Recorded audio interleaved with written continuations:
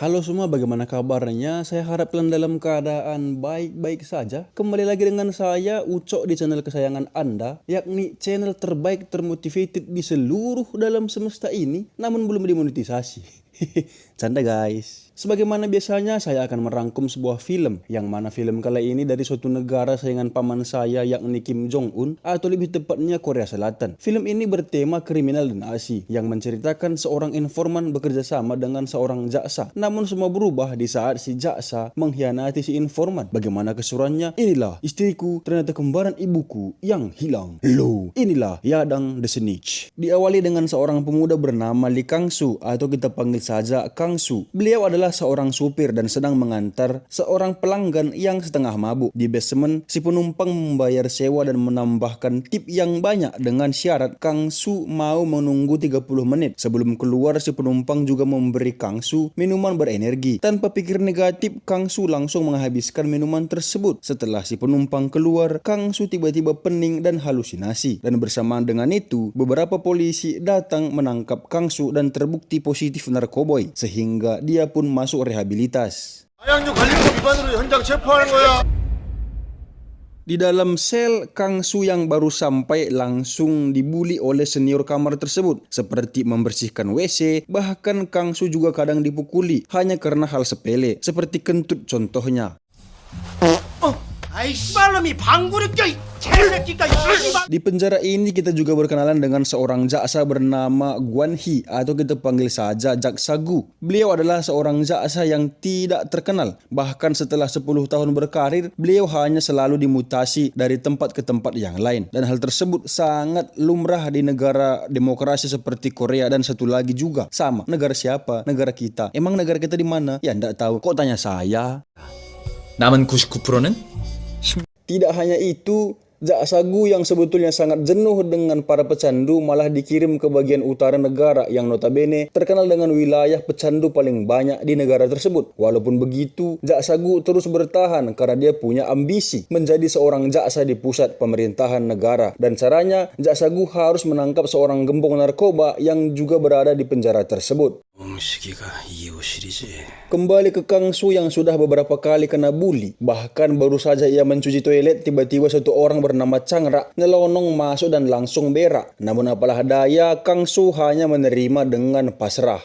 족같은 인생에도 Di malam yang kelam penuh impian, Jaksa Gu yang sedang merenungi nasibnya juga sembari membaca profil para tahanan kamar nomor 2, yang diantaranya ada Kang-soo dan Heng-si. Heng-si adalah seorang gembong narkoba, namun tidak ada bukti yang kuat untuk memvonis si Heng-si ini ke tahanan polisi, karena saat ini mereka-mereka ini hanya direhabilitas guys. Sedangkan dari pengalaman Jaksa Gu, dari tampang si Kang-soo ini, dia bukanlah seorang gangster, bukan juga pecandu. Gitu kira-kira. 증인은 아니다.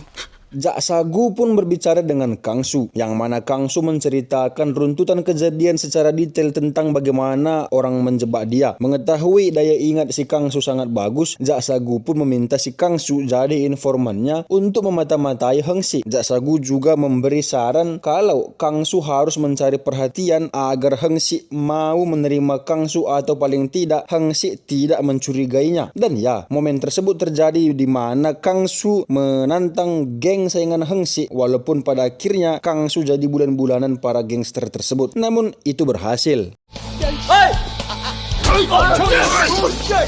Setelah beberapa hari, anak buah Heng-si pun mulai menghormati Kang-soo, bahkan juga duduk bersama kelompok Heng-si dan berhasil mendapatkan informasi tentang barang-barang yang akan dikirim oleh Heng-si.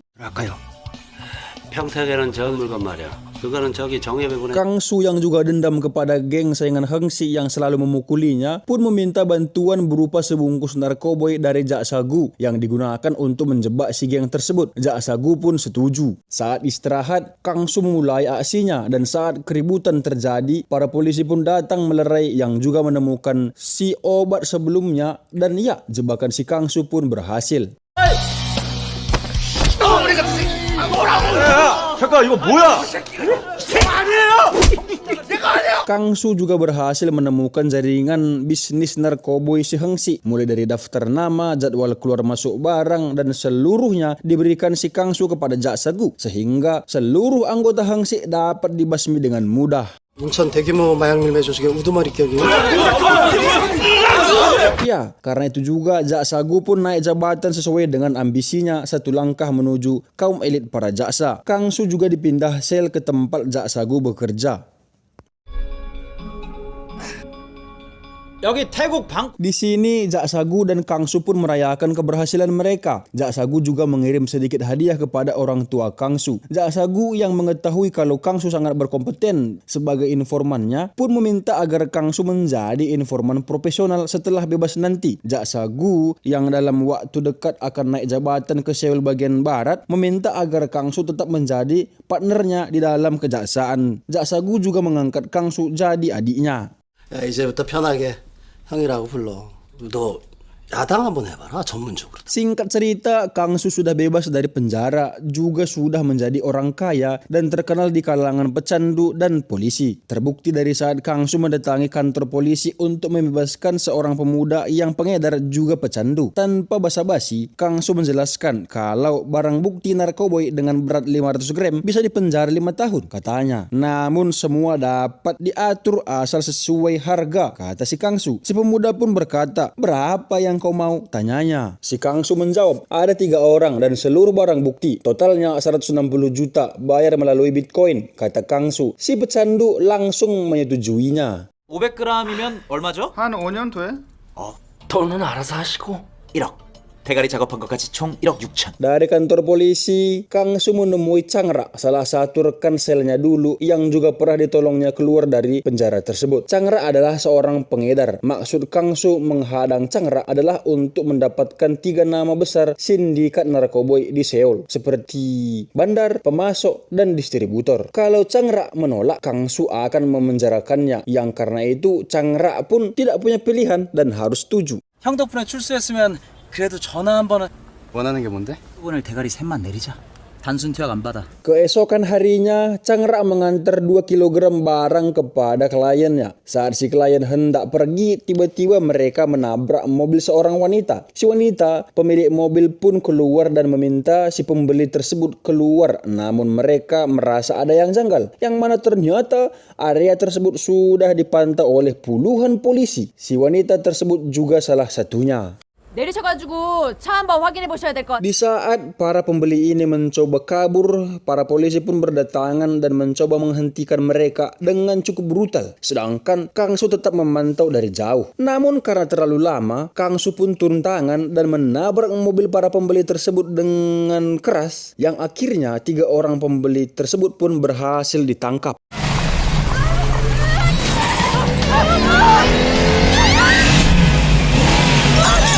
Dan dari sinilah kita tahu apa profesi si Kang Su ini, yang ternyata dia adalah yadang atau dalam artian orang dalam. Di Korea, khususnya aktivitas narkoboy, ada 3 aspek utama, yakni pecandu, yadang, polisi. Ketiga aspek ini saling menguntungkan satu sama lain.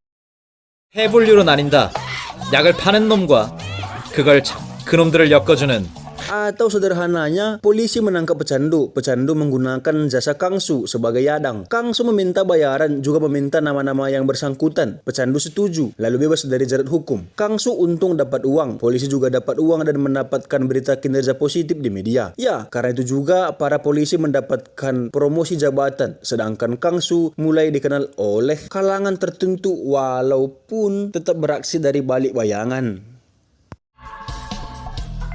한마디로 매년 터지는 굵직한 인서가 이쁘게 나온다. 강수 수고. Di tempat lain, di bawah derasnya guyuran hujan, seorang kepala polisi bernama Oh Sang-jae sedang menangkap 2 orang pemuda yang terindikasi menggunakan narkoba di dalam mobil dan tak kunjung keluar setelah beberapa jam-jam, sehingga tim Oh Sang-jae pun terpaksa menderek mobil tersebut ke kantornya. 아, 그 벌써 3시간째 저러고 있는데.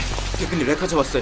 Oh Sang-jae pun langsung menginterogasi si wanita karena Oh Sang-jae merasa janggal. Di tempat lain juga Kang-su mendatangi kantor Jaksagu. Melihat kemewahan kantor Jaksagu, Kang-su pun takjub dengan pencapaian Jaksagu. Namun Jaksagu malah merasa cemas karena dia merasa kalau jabatannya atau pangkatnya saat ini seperti berjalan di atas seutas tali yang rawan jatuh katanya. Namun Kang-su tetap menyemangati Jaksagu. Sebagai abangnya, Kang-su juga menunjukkan barang narkoboy jenis baru yang berasal dari utara. Dengan harga mahal dan juga barang langka, Kang-su mengatakan kalau Jaksagu bisa membongkar sindikat ini, maka posisi Jaksagu akan bertahan yang hal tersebut membuat Jaksagu kembali ceria. 블루라고 있는 새끼들한테만 들어가는 거. 어떤 새끼가 이걸 500g이나 오재철 민재분 아들내미 좋은 냄새가 난다.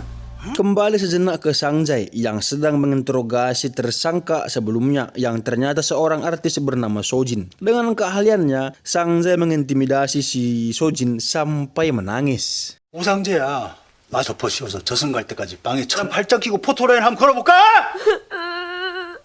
Sang-jae yang tahu kalau Sojin hanyalah korban, dia pun memberikan penawaran kepada Sojin agar bersedia menjadi informannya untuk menangkap si bandar, yakni bernama Yeom Tae-suk atau kita panggil saja Yeom. 그 약 너로만 얘기하면 그냥 집에 돌려 대구 건달이 염태수. Kita berpindah ke tempat pembuatan barang haram tersebut di sebuah pelabuhan Incheon yang dikuasai oleh Kim Ha-nam atau kita panggil saja K6. Di sini juga ada Yeom untuk mengambil barangnya. Namun ada sedikit pertikaian yang mana salah satu anak buah K6 malah memakan belut yang digunakan untuk menyelundupkan barang haram tersebut. 정확히 4kg 500이다. 500은 전혀 뱃속에 녹았고. 계속해? Di saat pulang dari pabrik tersebut, Yeom ternyata sudah diikuti oleh Sang-jae. Namun rencana yang sudah terstruktur itu dikacaukan oleh Kang-su dengan menghalangi mobil Sang-jae dan timnya. Kang-su juga menelepon Yeom dan mengaku kalau dia anak buah Yamamoto. Kang-su pun memberi arahan kepada Yeom agar berlari ke salah satu stasiun terdekat di tempat tersebut dan berdiri di gerbong 42 katanya. Yeom pun menuruti saran tersebut. 염태수 사장님! 곰새끼들 줄줄이 달고 야마모토 식구야! 지금 남동역으로 가! 번호 4-2 Di gerbong 42 karena Sang-jae mendekat, Yeom pun mengancam akan bunuh diri. Namun tiba-tiba saja Jaksagu bersama timnya muncul dan menyetrum si Yeom, juga mengambil alih TKP. 염태수 씨. 맞네. Dan semua ini adalah rencana dari Kang-su atau dalam artian Kang-su menjebak Yeom agar ditangkap langsung oleh Jaksagu supaya Jaksagu lah yang mendapatkan sorotan positif di media. Gitu kira-kira guys. Sang-jae pun merasa kesal karena dia merasa kalau Jaksagu merebut targetnya. 피해자 가르쳐도 되는 겁니까? 서로 뭔가 착오가 있어. 영장 있어요. 네? Bukan ke kantor polisi maupun ke pengadilan, Jaksagu membawa Yeom ke mobilnya dan mengancam akan memenjarakan Yeom selama 15 tahun. Tetapi Jaksagu memberi penawaran asal Yeom mau buka suara siapa dalang atau nama besar yang bekerja sama dengannya. Yeom pun menerima tawaran tersebut. 구형 얼마나 때리실 거예요? 이것만 해도 최소 7년이야. 내가 마음만 먹으면 뭐 10... Sedangkan Sang-jae yang masih kesal dengan kejadian sebelumnya menelepon si Sujin yang menjadi informannya. Sujin pun memberi alamat di Hotel Laura Hill, di mana salah satu anak calon presiden bernama Cho-hun akan mengadakan sebuah pesta narkoba dan acak kulai. Mendengar informasi tersebut, Sang-jae langsung mengarahkan timnya. Cho-hun juga salah satu nama yang terafiliasi dengan Yeom. 놈들하고 만날 때 나한테 전화 한 통만 넣어줘. 호텔 로라일이요. 자, 로라일 호텔이야! Satu langkah lebih awal, tim Jaksagu sudah sampai di tujuan dan menyebarkan anak buahnya untuk melakukan penyisiran dan penyidikan di seluruh ruangan. 안전 제일입니다. 몸 조심하시고요. 예, 자. Yeom pun dibebaskan karena mau bekerja sama. Sedangkan Kang-su dengan kecerdasannya juga menyiapkan sebuah kacamata yang dilengkapi dengan kamera. Setelah itu, Jaksagu dan tim pun langsung masuk ke klub yang di dalam pesta perjinahan sedang berlangsung. Bahkan di dalam satu ruangan, Jaksagu syok melihat ada belasan pemuda-pemudi sedang pesta seks dan juga menggunakan obat-obatan terlarang tersebut. Bahkan, Sujin juga ada di sana yang mengalami pelecehan juga kekerasan. Dan semua kejadian itu terekam jelas di kamera Kang-su. Begitu juga dengan tampang songong si Cho-hun. 잘생겼네 아주. TV 출연 한번. Bersamaan dengan itu, Sang-jae datang dan kedua kalinya dia gagal dalam misi tersebut. Tidak hanya itu, Sang-jae juga tidak bisa menyelamatkan Sojin sebagai informannya. Di kantornya, handphone Jaksagu terus berdering panggilan dari Kepala Jaksa Pusat. Yang di ruangan Jaksagu juga ada si Cho-hun dan pengacaranya. Si pengacara menawarkan perdamaian karena ayah Cho-hun adalah calon presiden yang dikuatkan saat itu. Oleh karena itu, juga si pengacara berkata, kalau Jaksagu tidak menaikkan kasus ini, maka Jaksagu akan mendapatkan keuntungan di kemudian hari. Dan ya, Jaksagu dengan seluruh ambisi dan cita-citanya pun menerima tawaran tersebut untuk memastikan agar kasus tersebut tidak terbuka ke publik. Jaksagu pun menyuruh agar Yeom tutup mulut. Yeom setuju asal dia boleh menghabisi Kang Soo. Dan ya, si Jaksagu yang sudah dibutakan oleh jabatan pun mengiyakan permintaan Yeom. Bahkan Jaksagu menyuruh Yeom menyuntikkan obat terlarang tersebut ke tubuh si Kang Soo. 그래서는 아무 일도 없었던 거야. 강우 죽이면 됩니까? 라미가 큰일 날 소리 하고 있어 이씨. Singkat cerita, tanpa rasa empati bak psikopat, si Yeom langsung menghantam Kang Soo habis-habisan, mematahkan kakinya, menyuntikkan obat haram ke tubuh si Kang Soo, dan membakar kaki Kang Soo dalam keadaan hidup-hidup.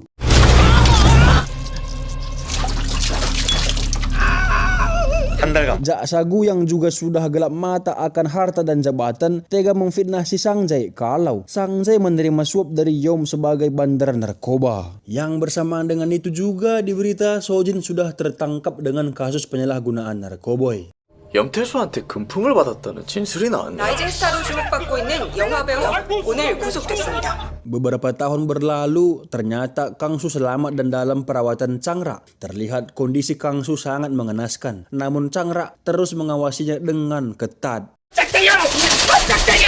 Kang Soo juga beberapa kali halusinasi dan melihat ratusan kecoak keluar dari kakinya. Yang karena itu juga, Kang Soo beberapa kali melukai kakinya. Tidak hanya itu, efek dari sako ini membuat indera pengecap Kang Soo mengalami masalah. Yang beberapa kali Kang Soo muntah-muntah saat makan nasi.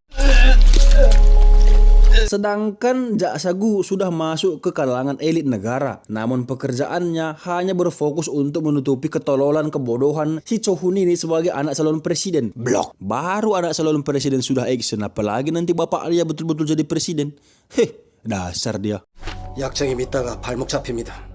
Di penjara, setelah banding dan persidangan yang cukup lama, akhirnya Sang-jae dibebaskan bersyarat setelah terbukti tidak bersalah. Yang di luar penjara, keluarga Sang-jae sudah menunggu. Begitu juga dengan salah satu saingan politik ayah Cho-hun bernama Park Hyung-sok mengungkit skandal Cho-hun di Hotel Laura Hill 1 tahun lalu. Namun Sang-jae menolak, begitu juga dengan istri Sang-jae langsung memarahi mereka karena kecewa dengan kinerja para pelaksana dan penegak hukum tersebut. 이 사람 이렇게 만든 거 Sedangkan si Sojin yang sudah bebas dari penjara juga karir artisnya sudah redup pun hanya bisa menjual barang-barang haram tersebut. Hingga suatu saat, satu orang pelanggannya meminta agar Sojin mau menyuntikkan obat haram tersebut secara langsung dengan bayaran yang cukup mahal. Setelah melihat bukti bekas pemakaian di lengan si pelanggan, Yujin pun setuju dan mereka bertemu di sebuah hotel. Di saat proses penyuntikan dimulai, Sojin mulai sadar kalau ini adalah jebakan karena tangan si pelanggan sangat mulus. Sojin pun langsung menyetrum si pelanggan dan langsung melarikan diri. Namun Kang Soo sudah menunggu di depan pintu. Maksud Kang Soo menjebak Sojin bukan untuk melaporkannya, namun untuk merekrut Sojin ke dalam bagian rencananya untuk membalaskan dendamnya kepada Jaksagu. Tidak hanya itu, Kang Soo juga mendatangi Sang-jae. Karena dendam masa lalu yang belum selesai,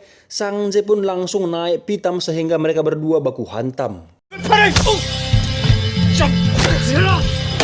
Namun Kang Soo menjelaskan kesalahpahaman ini. Sang-jae sempat tidak percaya sampai Sujin muncul. Kang Soo pun menjelaskan kalau mereka bertiga adalah korban dari keegoisan Jaksagu. Kang Soo juga memperlihatkan bekas luka di kakinya. Kang Soo pun menjelaskan alasan Jaksagu mengkhianati mereka adalah hanya untuk melindungi kebejatan anak calon presiden terkuat. Kang Soo pun membagi tugas di mana Sang-jae menangkap Yeom, Yu Sujin memata-matai Cho-hun, dan untuk Kang Soo spesial kepada Jaksagu. Kang Soo mengawali rencananya dengan menangkap Yeom untuk mengambil kembali file rekaman saat Kang Soo dan Jaksagu menggerebek pesta Cho-hun dahulu. 잡아내리시겠다. 폭탄이 있었거든. 염태수한테 Yang mana ternyata Yeom kini semakin sukses dalam bisnis ternarkoboinya karena telah menguasai pelabuhan Incheon milik K6 dahulu. Dan untuk memancing agar Yeom mau keluar dari persembunyiannya, yaitu dengan cara menyetop barang haram yang masuk dari Jepang. Maka dari itu, Sang Jae dan Kang Soo pun mendatangi K6 untuk mendapatkan informasi dan posisi Yeom terkini. Awalnya K6 menolak menolong mereka, namun Sang Jae berkata kalau target mereka adalah untuk menyingkirkan si Yeom. Yang hal tersebut membuat K6 tertarik, karena ternyata dia juga ingin menghabisi Yeom dan mengambil alih pelabuhan Incheon tersebut. K6 pun memberi detail pengantaran barang-barang haram di si Yeom, yang mana truk dari Jepang akan berhenti di sebuah kedai sup ikan, dan momen itulah yang harus digunakan Kang Soo dan Sang Jae untuk menangkap Yeom. 어머, 우리 아들이 공장면 야마모토 화르차가 Di sore harinya, Sang Jae dan Yujin memodif sebuah tas untuk menyimpan kamera yang bertujuan untuk merekam pesta jinah yang akan dilakukan oleh Chohun, dan Sujin menjadi salah satu tamu di pesta tersebut. Yang bersama dengan itu, Kang Soo datang dengan Changra. Changra lah yang akan membawa Sujin ke lokasi pesta. 확보하면 바로 문자 줘. 같은 일만 잘하면 돼. 어? 빠이. Sedangkan Sang Jae dan Kang Soo sudah memulai rencana mereka untuk mensabotase truk pengantar barang si Yeom. Di saat Kang Soo hendak membongkar truk tersebut, tiba-tiba satu mobil datang yang ternyata itu adalah Yeom dengan anak buahnya. Sang Jae yang masih marah pun langsung masuk dan menodongkan pistolnya ke arah 3 orang tersebut. Namun inilah yang terjadi. Ya, si orang Jepang dan anak buah Yeom melawan Sang Jae, sedangkan Yeom langsung melarikan diri. Tetapi Sang Jae berhasil menembak kaki anak buah Yeom, juga menghantam si orang Jepang sampai pengsan.